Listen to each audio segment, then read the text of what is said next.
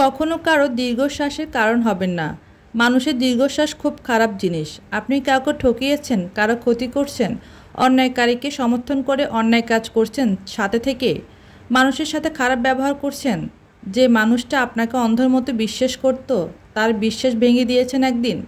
মনে রাখবেন, মানুষটা আপনার উপর কোনো প্রতিশোধ না নিলেও সে যতবার আপনার কথা ভেবে দীর্ঘশ্বাস ফেলবে, ততবার তার আত্মা একটা নালিশ নিয়ে যাবে মহান সৃষ্টিকর্তার কাছে। আর সৃষ্টিকর্তা সব দেখেন, শুনেন। আপনি যত ভালো মানুষের মুখোশ পরে থাকেন না কেন, অথবা কাউকে ঠকিয়ে যতই সুখের সাগরে ভাসেন না কেন, কারো অন্তরে আঘাত দিলে সেটা শাস্তি আপনাকে এই দুনিয়াতে ভোগ করে যেতে হবে।